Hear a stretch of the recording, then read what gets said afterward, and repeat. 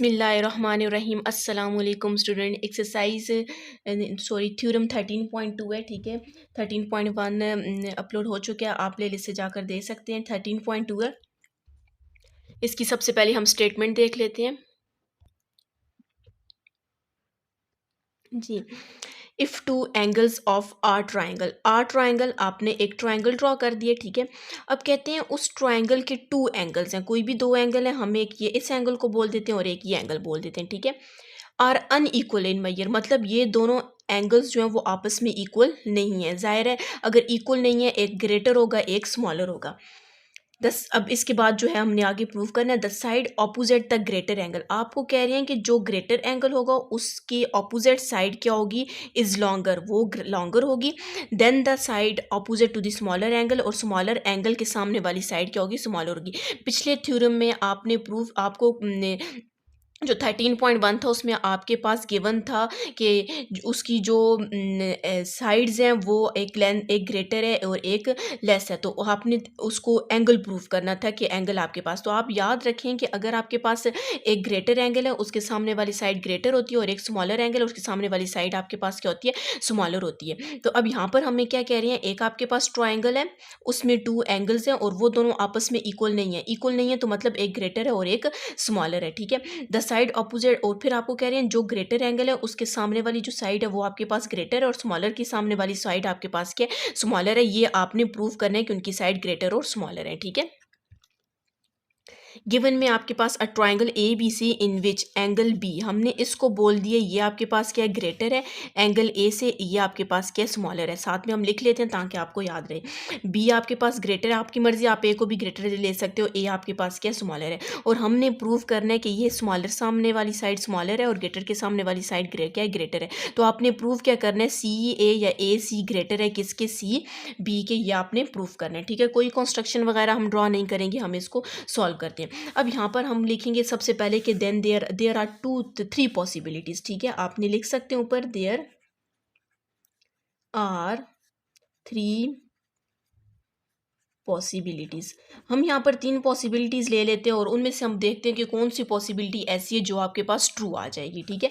तो सबसे फर्स्ट वाली हम पॉसिबिलिटी ले देते हैं कि सी ए मेजरमेंट लिख लें, C A is less than measurement of C B. हमने प्रूफ क्या करना है, C A greater than C B करना, लेकिन हम उसकी तीन ऐसी पॉसिबिलिटीज़ लेते हैं। एक जिस तरह हम लोगों ने इसको ग्रेटर प्रूफ करना है तो हम सबसे पहले क्या करते हैं, सी ए को लेस देन सी बी के कर देते हैं।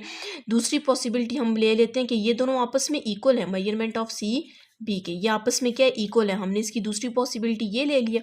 और थर्ड पॉसिबिलिटी जो आपके पास ट्रू पॉसिबिलिटी, हम बोल देते हैं कि C A greater than measurement of C B, हमने इसको ग्रेटर ले लिया, ठीक है। सबसे फर्स्ट पर आपने क्या लेना है, उसको लेस लेना है। इसको कौन सी ट्राइकॉटमी प्रॉपर्टी भी कहते हैं, ठीक है, ट्राइकॉटमी प्रॉपर्टी, ठीक है। ये जो तीनों हमने लिए ना, ये आपके पास कौन सी प्रॉपर्टी है, ट्राइकॉटमी प्रॉपर्टी, ठीक है। पहले में हमने क्या लिया, सी द साइड्स ही लेनी है, ठीक है। ये दो साइड्स की बात हो रही है, थर्ड वाली साइड की बात नहीं हो रही। C A less than C B, C A equal to C B, C A greater than C B. अब हम क्या करते हैं, सबसे पहले फर्स्ट वाली उसकी प्रॉपर्टी ले लेते हैं। हम कहते हैं if measurement of C A is less than measurement of C B. अब हमने बोल दिया कि आपके पास ये जो सी ए है ये आपके पास क्या है, लेस है सी बी के, हमने ये बोल दिया। अगर आपने इसको देखें, सी ए को स्मॉलर बेद बोल दिया और सी बी को क्या बोल दिया, ग्रेटर, मतलब सी ए लेस है सी बी से, तो ये स्मॉलर है ये ग्रेटर है। अगर ये स्मॉलर है तो इसके सामने वाले एंगल क्या हो जाएगा, स्मॉलर हो जाएगा, मतलब आपके पास क्या हो जाएगा, मेजरमेंट ऑफ एंगल बी आपके पास क्या हो जाएगा, लेस हो जाएगा मेजरमेंट ऑफ एंगल ए के, क्योंकि इसके सामने ऊपर पड़ा हुआ है कि आपके पास इसके सामने वाला एंगल, ये अगर स्मॉलर है तो एंगल भी स्मॉलर हो जाएगा, ये ग्रेटर है तो आपके पास एंगल भी ग्रेटर हो जाएगा। तो हम लोगों के पास angle B less than angle A आ गया। अब तो ये आपके पास कॉन्ट्राडिक्शन आ गई है, क्योंकि एंगल हमने तो गिवन में बोला हुआ था एंगल बी ग्रेटर है, लेकिन आपके पास एंगल बी लेस आ गया। तो आप लिख सकते हैं कि अवर सुपोजिशन, या फिर हमारी जो एक पॉसिबिलिटी है वो क्या हो जाएगी, रॉन्ग हो जाएगी। तो आप लिख सकते हैं अवर सुपोजिशन इज रॉन्ग।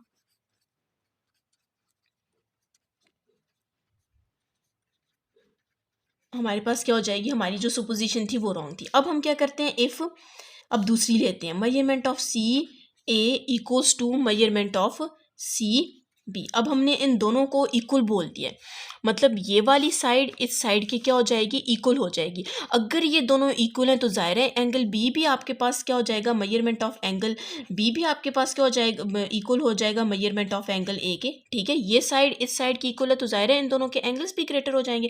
लेकिन फिर हमारे पास कॉन्ट्राडिक्शन आ गया, तो मतलब जो हमने सपोज किया वो हमारे पास रॉन्ग आ गया, क्योंकि गिवन में तो हमने बोला होता है angle be greater angle A से, तो यहाँ पर आपके पास फिर इक्वल आ गया। तो इसका मतलब है हमारे पास जो हमने दोबारा सपोज किया था, दोबारा इसकी जो सेकंड पॉसिबिलिटी वो जो हमने सपोज किया वो भी हमारे पास आ गई। आपने लिखते हैं again our supposition is wrong, again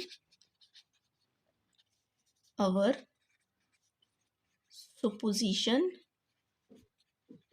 is wrong. हमारी दोबारा से सुपोजिशन रॉन्ग हो गई है। तो इसका मतलब है कि सिर्फ लास्ट वाली प्रॉपर्टी आपके पास क्या है, ट्रू है, तो measurement of C A is greater than measurement of C B. तो हमारे पास सिर्फ लास्ट वाली जो पॉसिबिलिटी, ज़ाहिर है फर्स्ट टू अगर रॉन्ग होंगे तो ज़ाहिर है तीसरी तो आपके पास ट्रू होगी, तो आपने लिख देना C A is greater than C B. तो हमने यही प्रूव करना था कि सी ए आपके पास क्या है, ग्रेटर देन सी बी है क्या। ठीक है, और यहाँ पर आप कि जो ये वाली कंडीशन आ जाती है, एंगल दोनों में अगर आपके पास कोई भी टू साइड्स अगर इक्वल हों तो उस एंगल्स को, उस ट्रायंगल को आप क्या कहते हो, आइसोसिस ट्रायंगल कहते हैं। ये हम बहुत दफ़ा पढ़ चुके हैं कि अगर आपके पास एक ऐसा ट्रायंगल है जिसकी टू साइड्स इक्वल हैं तो आप उस ट्रायंगल को कह सकते हो कि वो आपके पास कौन सा ट्रायंगल है, आइसोसिस ट्रायंगल है।